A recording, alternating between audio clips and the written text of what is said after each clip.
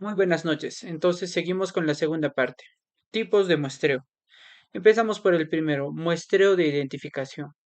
El muestreo de identificación tiene por objetivo investigar la existencia de contaminación del suelo a través de la obtención de muestras representativas con el fin de establecer si el suelo supera o no los estándares de calidad ambiental y o los valores de fondo de acuerdo a lo establecido en el decreto supremo. Bueno, este es el anterior decreto supremo.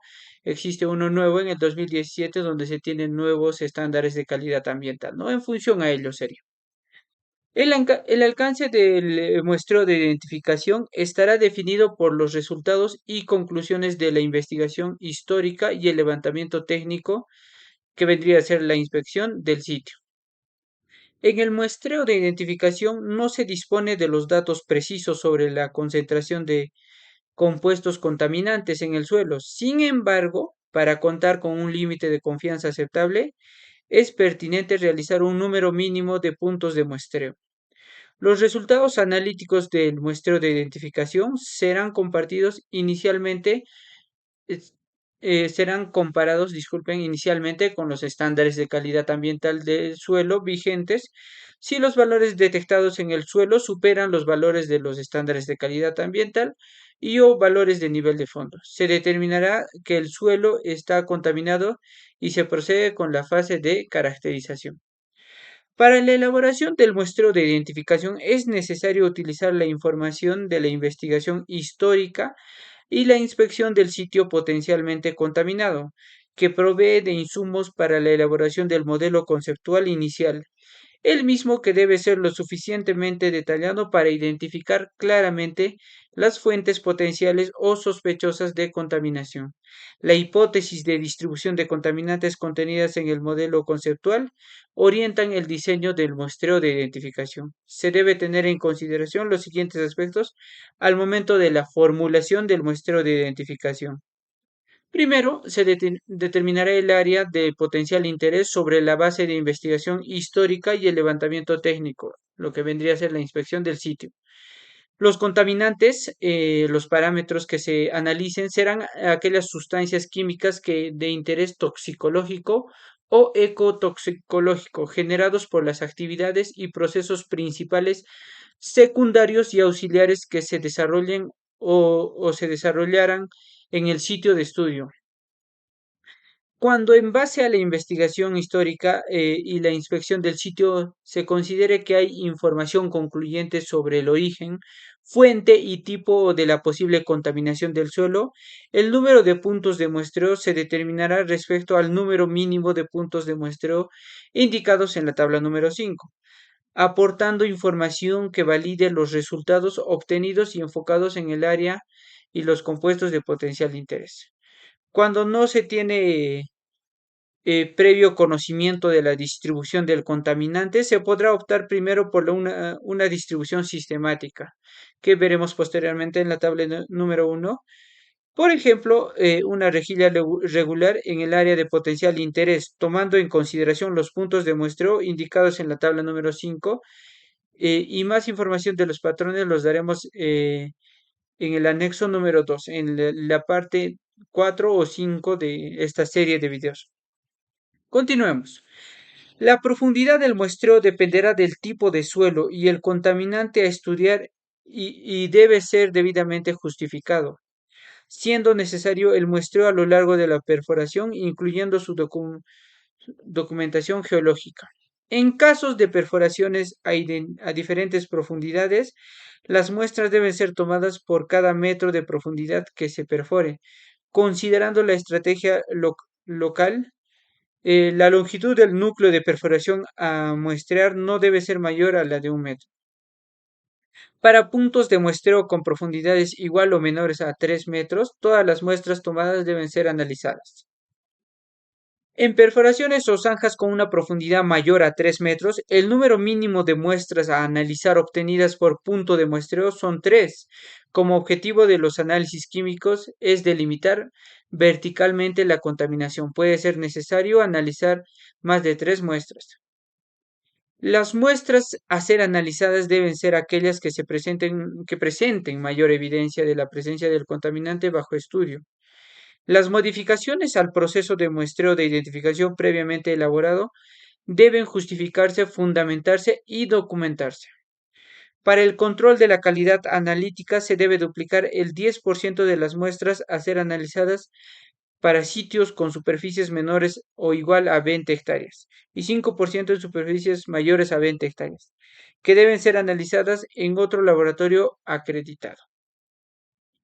Con la documentación y los resultados del muestreo de identificación y establecida la necesidad de proteger con una fase posterior, se elaborará el estudio de caracterización, el cual retroalimenta el modelo conceptual y los objetivos del muestreo de detalle. Recomendaciones acerca de la aplicabilidad de los patrones de muestreo. Bueno, aquí tenemos lo que son estas recomendaciones en función a los patrones de muestreo. Continuamos. Muestreo de detalle.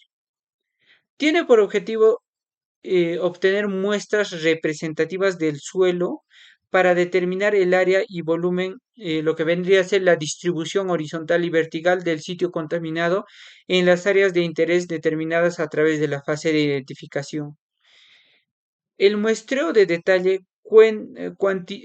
cuantifica y delimita las zonas de afectación del suelo y las plumas de propagación del agua subterránea, tanto en el espacio y tiempo a partir del modelo conceptual redefinido. Caracteriza los medios de relación a factores que influyen en la liberación, migración y comportamiento de los contaminantes a través de la delimitación y cuantificación de los focos. Así, el muestreo de detalle deberá también enfocarse en la determinación de las probables rutas y vías de exposición, debiendo considerar los posibles puntos de exposición en el caso de que se lleve a cabo una evaluación de riesgos a la salud y el ambiente. Como resultado de la información generada, modelo conceptual final, se establece la necesidad de continuar con los siguientes procesos de gestión de un suelo contaminado: la realización de un ERSA, de ser el caso, y la propuesta de remediación, que podría incluir, entre otras, las siguientes acciones: de remoción de contaminantes, de contención, de atenuación natural monitorizada, de restricciones de uso, de control de riesgo. Para el muestreo de detalle deberá tomarse en un número de puntos mínimos de muestreo, las cuales se indican en la tabla número 6. En el caso de que la información obtenida a través del muestreo de identificación no sea concluyente, se debe realizar un muestreo sistemático lo suficientemente detallado para justificar la validez estadística asociada al grado de definición de la alteración. Continuamos, muestreo de nivel de fondo. El objetivo de este muestreo es determinar la concentración de los químicos regulados por los estándares de calidad ambiental vigentes, eh, netamente para suelo, en sitios contiguos al área contaminada.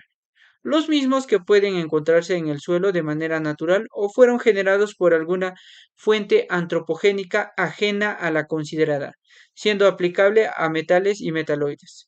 Cuando se trate de sitios con antecedentes de presencia natural de sustancias potencialmente tóxicas en el sitio de estudio, se deberá tomar muestras fuera del área de influencia del contaminante, pero de características geológicas similares, que sirvan para establecer los niveles de fondo de dichos contaminantes.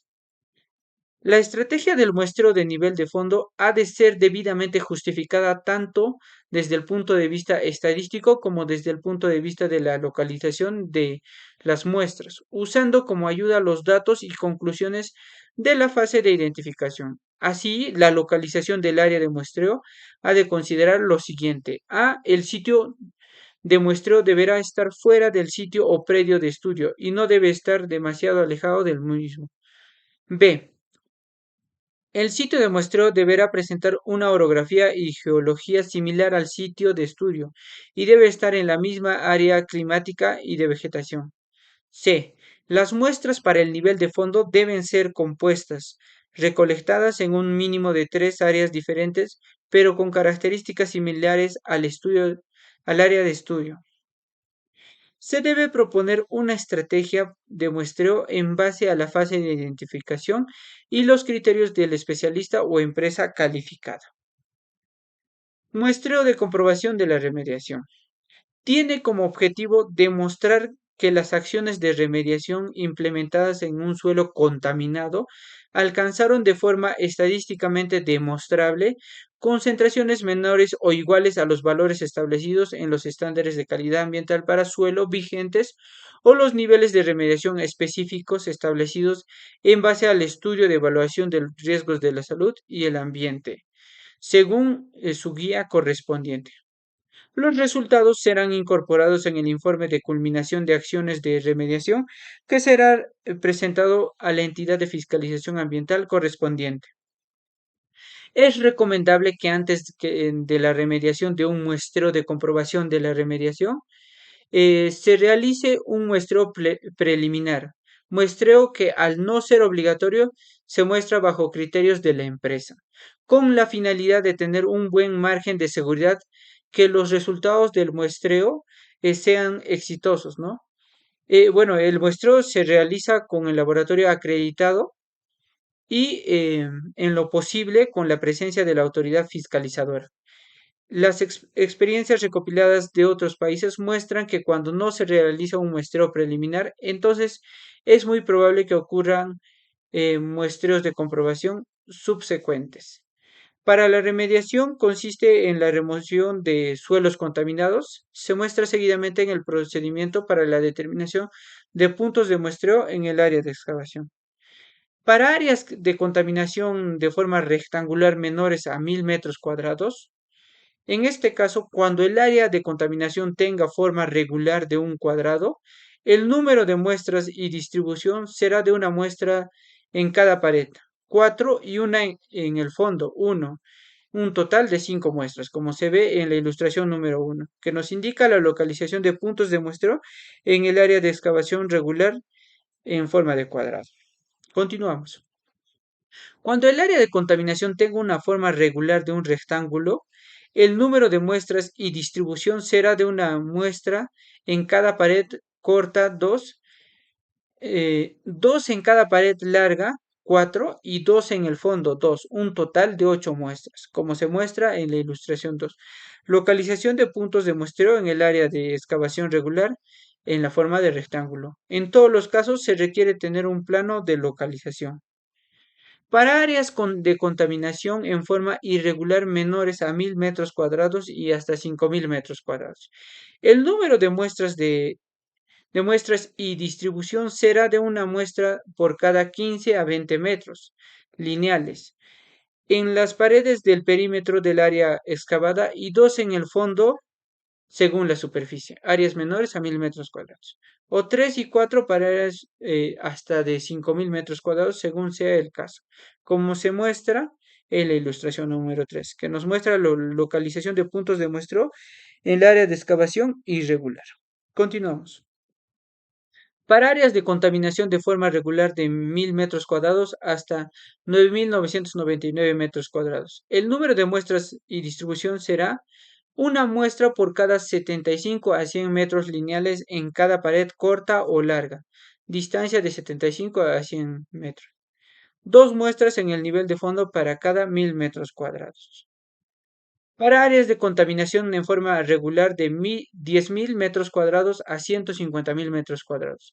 El número de muestras y distribución será una muestra por cada 75 a 100 metros lineales en cada pared corta o larga, distancia de 75 a 100. El número de puntos de muestreo en el fondo se calculará según la ecuación número de puntos de muestreo, que vendría a ser 18 más 2.5 multiplicado por A, ¿no? Que en este caso vendría a ser la superficie de las hectáreas.